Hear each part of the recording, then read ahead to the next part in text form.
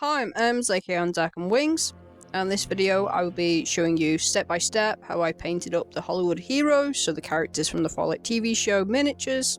Please do like, comment and subscribe, it all helps my channel out. I do have a brief unboxing video where I run down what you get in this set and what the miniatures are like and how best to approach putting them together, and I'll put that link in the description below. So we have Lucy, we have the Ghoul, and we have Maximus, and we have CX404, the dog character. So I've glued all these together, and what I'm going to do is I'm going to prime these in some black spray paint.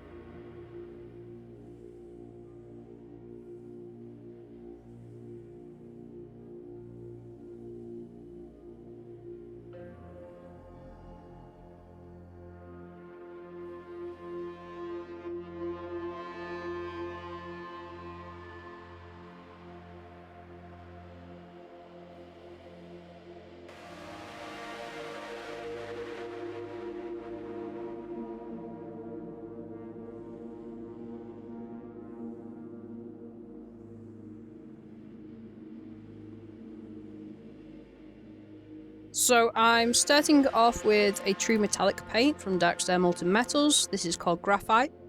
And what I'm going to be doing is dry brushing this all over the armor plates of the model and some bits on the base. Dry brushing is a great technique to learn if you don't already know about it. It can really speed up the process of painting. I'm using a dampening pad first of all on my brush, so it's a bit more moist and the paint won't be as chalky. So essentially, to dry brush, you want to load your brush up with quite a lot of paint, and then you want to wipe away the excess on something that has texture or a piece of paper, etc. Now you want to use a round brush for this. You can buy specific dry brushing brushes, which can be great, but they can be a bit expensive. So as an alternative, you can use makeup brushes if you're just starting out or you're on a budget. And I do have a video going into detail about this, which I will put in the link in the description below. And I do have some other videos going into detail about more expensive brushes, such as Artist's Opus ones, which I will pop in the link in the description below as well. So I'm just dry brushing on that Darkstar Graphite all over the armor panels. This is a lovely colour, and it has like this blue tinge to it. And metallic reflections usually have like hints of blue in them anyway because they reflect the sky. So I think this is a really lovely colour. And Darkstar Molten Metals have some of the best, if not my favourite, I would say, metallic paints. Once the graphite had dried, I got some black paint and I thinned it down. So this is like a very dark grey black colour. And what I'm going to do is wash this over the armor panels to bring out the details and put this into the recesses, as well as going over the kind of in-between black rubbery armor parts, if that makes sense, you know, where the joints are. You can buy pre-made washes like Nun Oil and Agrax Earthshade like Games Workshop make, but you can essentially just make your own washes, just add a lot of water to any paint or use some medium thinners. And I'm just washing this all over the model. I know that the armor is pretty pristine in the show, but I wanted to add a little bit of rust just to add some more character and variation to this model. I'm using a Vallejo Model Oxide wash here. It's very highly pigmented and kind of simulates like oxide orangey rust. You don't have to use these pre-done washes like this. You can just grab any paint and thin it down. So, you know, have a look at the colours which you might find in rust, like oranges and deep sort of orangey brown reds and things like that, and just, you know, thin them down a bit and wash them over your models. So I'm being a bit more precise here. I'm not putting it all over the model. I'm just picking some like choice parts underneath the panels. Again, if you're new to miniature painting or introducing someone to it, what I'm using in the background to put my paints on is called a wet pallet. This is essentially a palette which keeps your paints moist. So we have like a sponge underneath, or a paper towel will do, and then just put some paper over the top of it, so some baking tray paper. You can buy these, but they can get expensive, and it's much easier just to make your own. And I'll put the link in the description below to a video where I have making one of these. Using a wet palette will stop your paints drying out as quickly, and it's easier to thin them down so they flow better, so they're not chalky and clunky. I'm just grabbing some generic orange paint from Pro Acrylic here. I'm going to be using this to simulate some more rust. Now, another tip I have, and even if you're not new to miniature painting, I would recommend that even in between changing your paints over, you know, when you're washing your brushes in a pot or whatever, I always like to dab my brush off afterwards on a paper towel that's wet, or a cloth, or a sponge. You'll be surprised at how much paint is still retained on your brush, and that could have problems. So you could have too much paint building up in your brush and it could ruin them. Or another thing as well is it could pollute your next colour, what you're changing over to, so just keep that in mind. And it only takes like a second, just dab it off in between changing paints. Now what I'm doing is I'm just dabbing the orange paint on. I'm just going over the previous oxide rust areas just to build up some variation of colours and to create some like textures. After that, I grabbed another dark thermal to metal paint. This is called Bright Steel. I'm going to be dry brushing this over the top of the armor. Now, I'm not going all over the place. I'm going to be using this more as a highlight. I'm going to dry brush some of this over the rust as well, so the rust doesn't stand out as much, so it's a little bit more subtle. As I said, Maximus's armor, which he appropriates, is a bit more cleaner than some of the other wasteland suits of armor out there. I will post some close-ups at the end of all the miniatures I've painted so you can see them in better detail. And now to finish the armor off, I'm going for an even brighter colour. This is called Silver from Dark Thermal to Metals, and this is very bright. And I'm using an even smaller dry brush here. This one is Tiny from Artis Opus. And I'm just focusing on the highest highlights on the model. If you're new to miniature painting, just as a basic breakdown, you want to do a dark colour in the recesses. You want to have a mid-tone colour, so the mid-tone will take up the majority of the model, and then you want something to highlight the model with. And the more complicated and the more you want to get into painting, the more variations you'll have of those. Or just think of it as like a trifecta of adding dark tones, mid-tones, and some lighter tones. And like I said, those rush tones are coming through a little bit. They'll just add a bit more variation and character to the model overall. As you might notice, there is a power armor helmet on the base, and that's one of the things I love about the Fallout miniatures. The character models have these really detailed bases, and they usually have like Easter eggs of things from the game, so you might get some Nuka-Cola bottles on there, or you might get like a dead rad roach or something like that, which just adds a lot more character and storytelling, which is awesome. So, I am a glutton for punishment when it comes to miniature painting, and I always try and push myself a bit more. So I've got quite a small detail brush here, and I've just loaded it up with some paint, so not too much, and a little bit of water on it, so I have some control.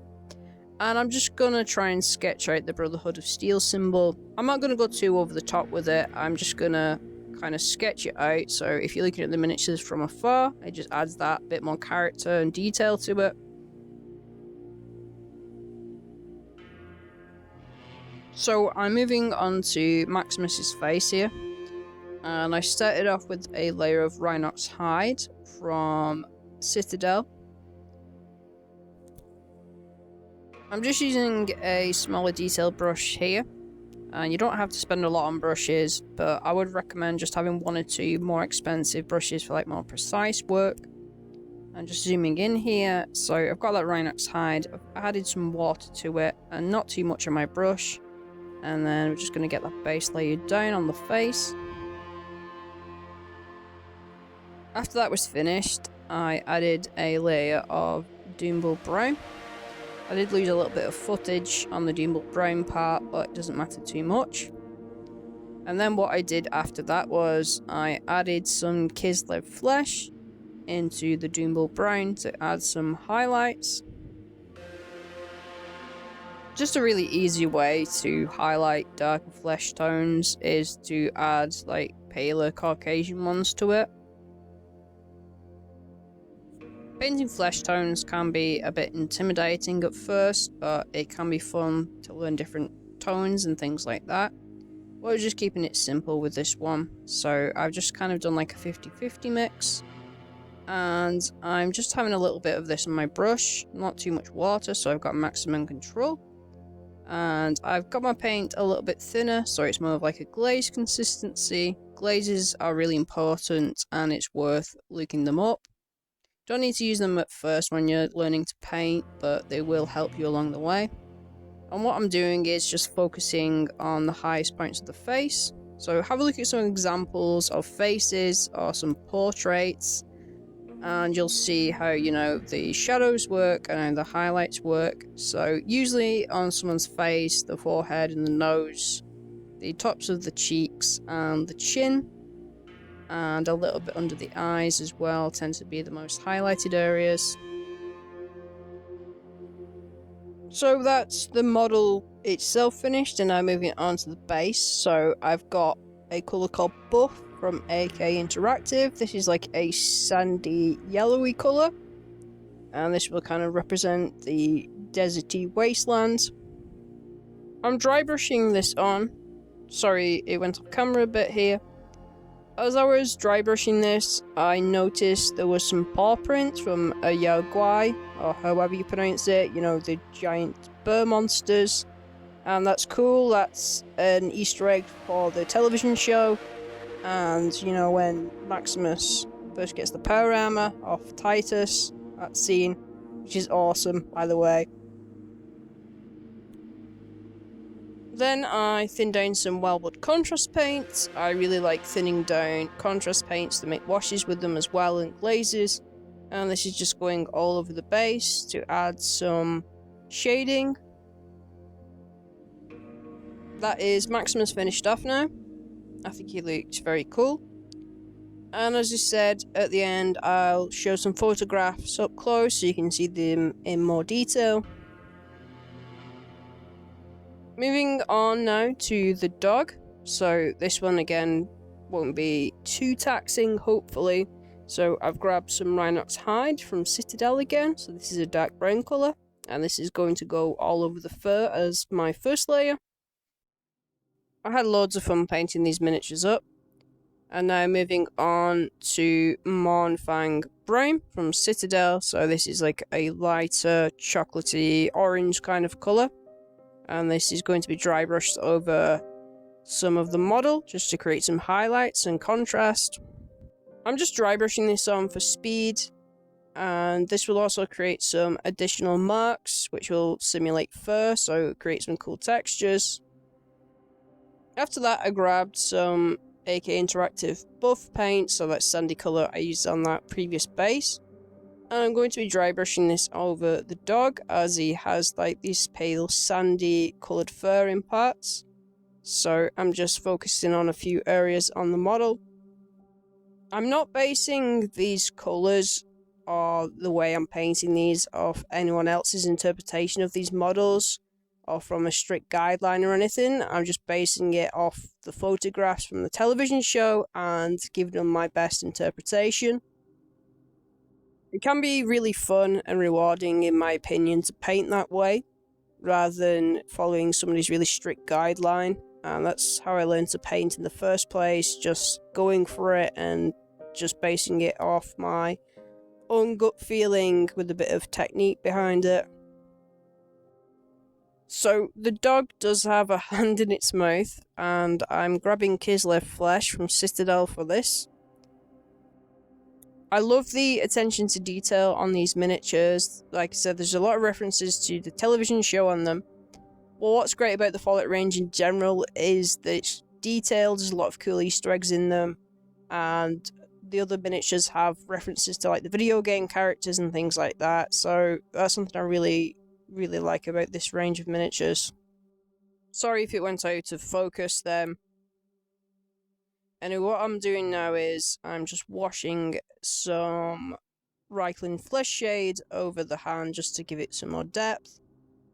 I just grabbed that AK Buff And I'm just dry brushing this over the base again. I want to have the bases consistent, even though I know some of the characters are taken from different scenes from the television show. I still wanted to keep some consistency of the wasteland throughout them. I noticed once I dry brushed this, there's lots of little details which come through. So there's a rad roach on there, which is brilliant. So of course I had to paint up the rad roach. I just grabbed some brown paint and covered it over it.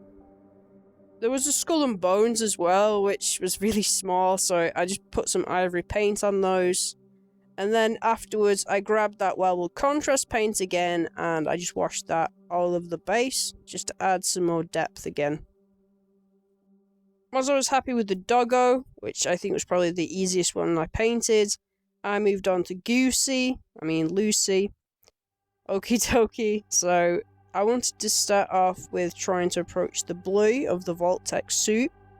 So I went with a generic blue colour from Pro Acrylic. This is quite nice mid-tone to use. One of the things I really like about the Pro Acrylic range from Monument Hobbies is that the paints have normal names. They're just like generic paint names, so you know what you're getting with each colour which you paint, instead of these like weird fantasy names which you get with other brands. So the blue went onto my wet palette and I thinned this down a bit with some water. Not too much on my brush, and this is just going all over where the jumpsuit is. I'm being precise, but I'm not too concerned if I kind of mess this up and get it on some of the other parts of the character, because I can just paint over those later on. As I said before, I'm just basing these colours off reference photos and nothing more, and this is one of my favourite ways to paint. I still think it's important to learn techniques, and a lot of what techniques we learn in miniature painting come from traditional art anyway. But yeah, learn about colour theory and shading and highlighting, how light works, and glazes, and how to thin your paints and stuff like that. I'm not saying don't learn from people's tutorials. You can learn from other people's styles and their approaches, but don't be so hard on yourself and use them as a crutch all the time. Don't think you have to use those exact colours and those exact techniques all the time. To shade the Vault-Tec jumpsuit, I thinned down some Ultramarines contrast paint. And this is quite a nice dark blue. And I'm focusing this into the recesses and the darker underneath areas of the jumpsuit. I wouldn't recommend just slapping on your washes. I know there's a temptation to do that, but if you just take that bit of time to be a bit more precise and focus more on the recesses and the darker area of the miniature, you will actually save yourself some more time in the long run, as you won't have to make as many corrections and you won't have to go over the model as much with that previous colour you've used. So I'm now moving on to a highlight for the blue, so this is the last part of the blue bit. I grabbed Sky Blue from Pro Acrylic. I really do enjoy the simple nature of the names of these paints.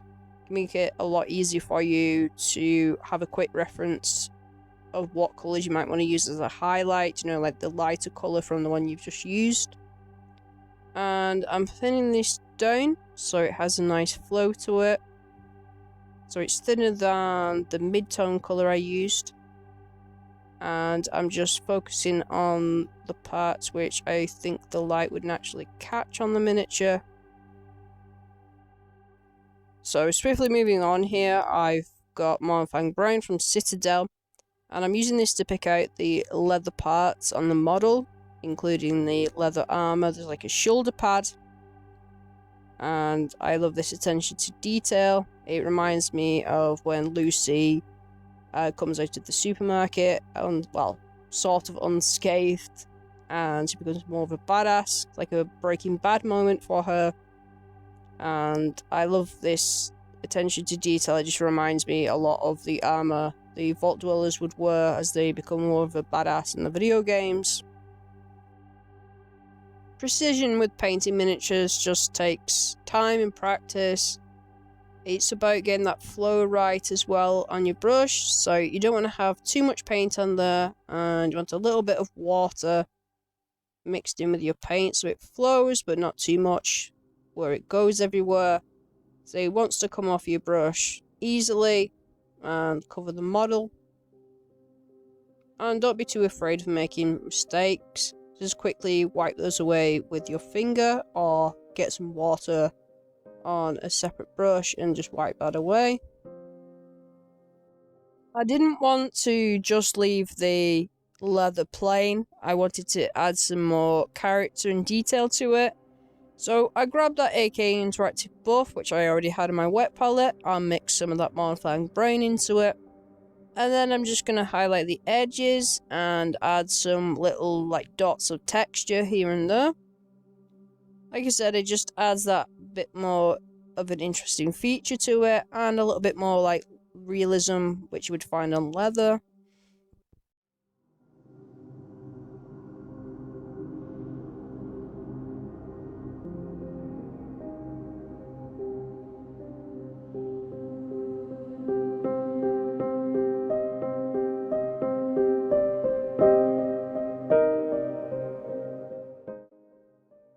And just to push this a little bit more, I've got Rhinox Hide from Citadel. And I'm just adding some dots here and there, so stippling this on. So the paint is quite dry, I've not added too much water to this. I'm going to build up some texture and create some more realism to make it look more like actual leather. It's always helpful to have real-world references for when you're painting your miniatures. So if you're painting something which is leather, have a look at some, leather jackets or leather belts and see what colours are there and how the textures work. Or any other sort of examples. So if you're painting faces, have a look at some faces online. Have a look at cloth and capes, how they work, etc. I grabbed Uriel Yellow here, and I'm picking out the parts of the jumpsuit and the backpack which have yellow on them. I painted the backpack in the exact same way as the jumpsuit off camera, and I'm just picking this out now. I'm just being very precise. I probably should have built this up better with another colour first, like a brown or an orange or something like that. But I just kind of brute forced my way through this, so I added quite a few layers of this gradually. As yellow can be a difficult colour, it can be quite transparent. I'm really in awe of the fact there is a tiny 33 on the back of the jumpsuit. There's so many cool features on these miniatures, and a lot of work and effort has definitely gone into these. I very recently found out who was the senior sculptor and another sculptor on the Wardollies team who make these miniatures. And specifically the person who made the Fallout TV show ones, I've recently added them on Instagram. They're a very cool person. And I'll pop the link in the description below where you can find their social media page. They do loads of awesome stuff. There are a few metallic silver details on this model, so I got that Darkstar graphite I used on Maximus's armor, and I'm just picking these out again. So we have the Pip-Boy. Yes, there is a Pip-Boy on Lucy's arm, which again is such a cool feature. I love the attention to details.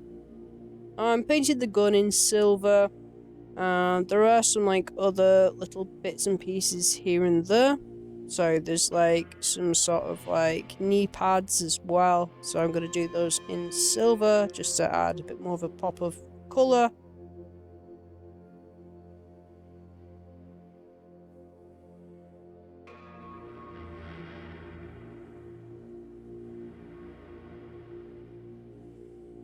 It wouldn't be a Pip-Boy without a glowing screen, so I've got some green paint which I've thinned down and it's going over the screen. Sorry if it goes out of focus a little bit. These models are very small, so trying to focus on the details can be a little bit difficult sometimes, but I've put it back into focus now. Moving on to Goosey's face now, I've grabbed tan flesh from Pro Acrylic. It does say tan flesh, but to be honest, it's more like a pinky rosy colour. It's so cool to think how far sculpting has gone with miniatures, from people hand sculpting things to now being able to digitally make these and have these super highly detailed true scale models. Whereas in the past, miniatures used to have a lot more exaggerated features, bigger heads, bigger hands, so they were easier to sculpt and to see.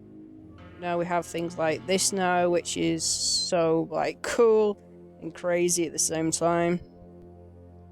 I grabbed some Reichland Flesh Shade here, and I washed this over the face of Goosey.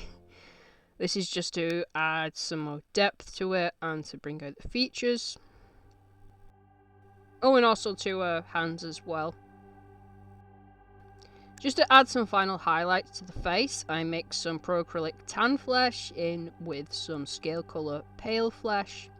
So, going off the same principle as Maximus's face, we are focusing on where the light would catch the face, so the forehead, the cheeks, the chin, the nose, etc. I made sure this layer of paint was thinner than the first layer of just the tan flesh, so it's more of a glaze consistency, so it's sort of like a wash, but more controlled, and it creates some nicer, smoother transitions that way. To paint Lucy's hair, I grabbed just some black paint, some blue paint, and a bit of brown that was on my palette, and just kind of mixed it together to get this dirty brown-black colour. And I thinned this down to more of a glaze consistency, and I put this over the top of her hair because there's already some black paint on there.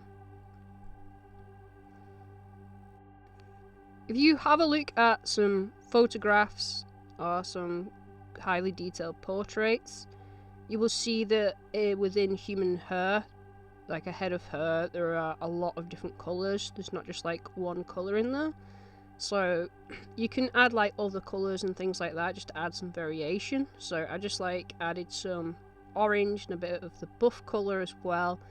And I'm just kind of mixing that in so it makes this murky kind of browny grey colour. And I'm just adding that to the hair as well, just to add some variations.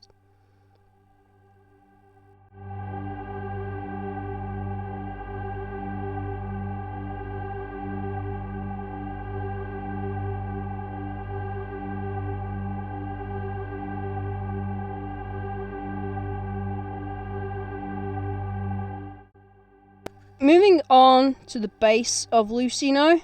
So there is these steps which she's stood on top of, which is reminiscent of when she first leaves the vault.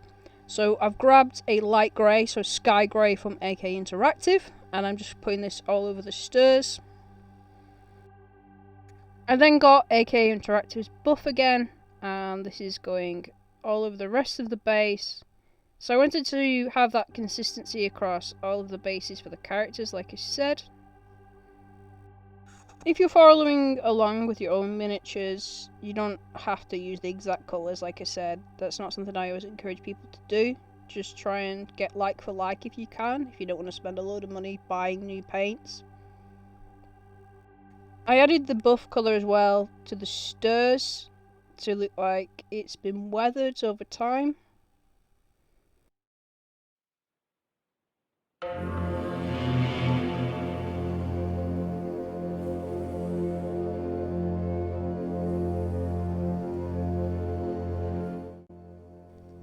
And of course, you know by now, I've got some Wellwood contrast paint. I thinned that down, and I'm washing it all over the base and some parts of the stairs as well. I did notice there was some rivets and some little bits of metal bits coming out of the concrete steps.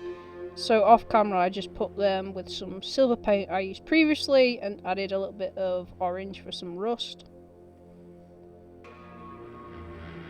Like I said, there is a bunch of details on these miniatures which you might not notice until you start painting the bases. And there was a skeleton too, which I covered in some ivory paint. Moving on to the last character now, so we have the ghoul. And I wanted to paint the flesh tones first of all, so he has like this crispy skin. And I went with Tuscar fur from Citadel. This is like an orangey, brownish red flesh tone. I know that's a lot of colours, but yeah, it's like a deep salmony pink colour basically. And I thought this was perfect for the first layer, so that's going on the face and the hands as well.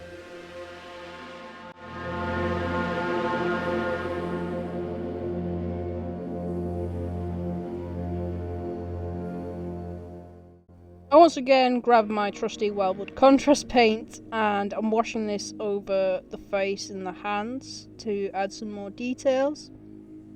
I use this paint quite a lot as a wash and I prefer it over an Agrax Earthshade, to be honest.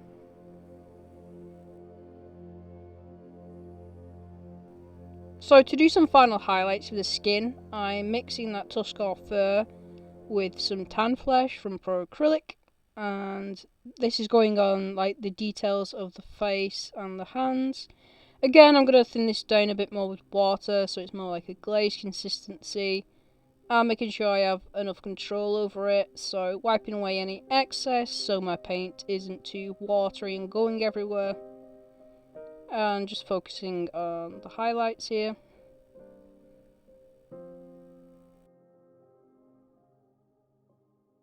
Moving on to the rest of the model, so there's quite a lot of browns on this, so I'm starting off with Rhinox Hide from Citadel. This is a nice dark brown to start off with as our first layer. I'm going to be using this as a base layer for all of the like leather and brown areas of the model, and then from there I will vary what type of browns I use just so the model is more interesting and not boring. I started off with the jacket and the hat with Citadel's Mournfang Brown. I'm dry brushing this on, and I'm not going to be neat with this. I'm going to try and create as many like marks as I can, so to create some like faux leather texture sort of look to it. I grabbed Citadel's Scrag Brown here, and I wanted to create some more highlights and variation of colours and textures within the leather jacket and the hat. As you see, the model's got more in focus here. My camera's a bit funny sometimes like that. Anyway, so I'm just focusing on a few areas here, so I'm not going all over the jacket, just picking a few choice areas. And again, I'm not too bothered about being neat, as the more like marks and strokes we get, the more it builds up texture and looks like real leather. And just to push this jacket even further, as this is quite a key feature of the model, I grabbed some buff and I mixed it in with Scrag Brown, and I'm just going to add some final highlights. So I've already started to do this, and I've grabbed an even smaller dry brush here, and I'm just focusing on like the highest points.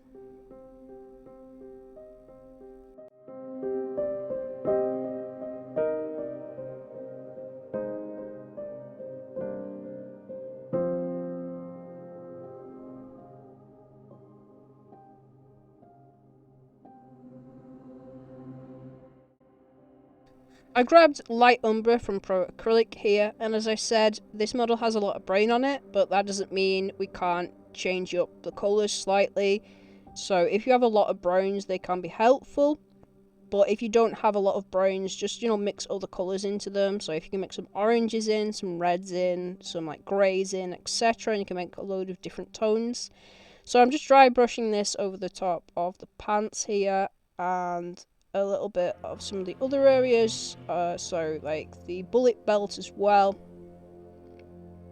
Even more browns now, so I've got Doombull Brown from Citadel. This has a reddish tone to it, and I'm putting this over the handles of the guns, which are on the back, and also some other bits, so just adding it to the bullet belt and some of the other like belts and straps on the model, just to add some pops of colour and variation so the model is more visually interesting, and I haven't just used like one tone of brown throughout the model.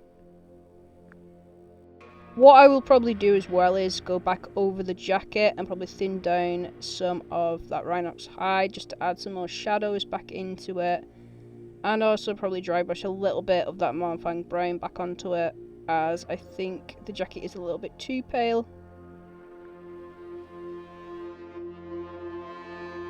There are a few metallic parts on this model. So we have the gun, I'm just putting that in silver, and there are some spurs, which jingle jangle jingle, jingle jangle. Yeah, that's a reference to a Fallout song. There are some belt buckles and things like that. I apologise if the camera went a bit out of focus again, it's a pain in the backside, but you get the general idea of what I'm doing. So the ghoul model itself is finished, and of course moving on to the base, I'm dry brushing some like AK interactive buff over the top of it. And I'm just mopping up the last bits on the base. Like I said, these bases are really highly detailed, and as you start to paint them and actually look up close, you'll see there's some little details and things. So there is a few like bricks there, so I'm adding some red to these just for a pop of colour. And then I'll grab some brown paint and go over the top of those wood panels, just grabbing whatever brown paint is still on my palette. And of course, for the last part, we've got a thin down wild contrast paint, and just washing this all over the base, and then we're done. And if you are still actually watching at this stage, thank you.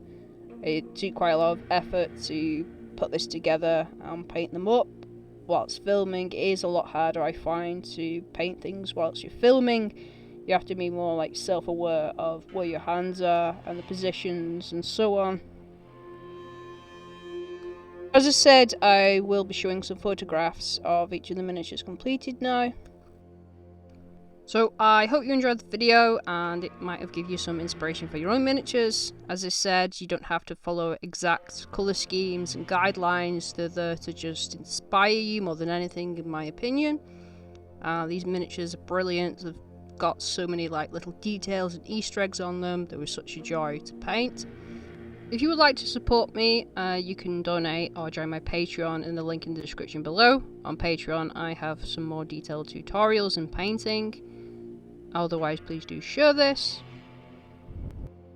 I also have a t-shirt designer. If you want to grab one of those, that'll be in the link in the description below as well. Thank you for watching.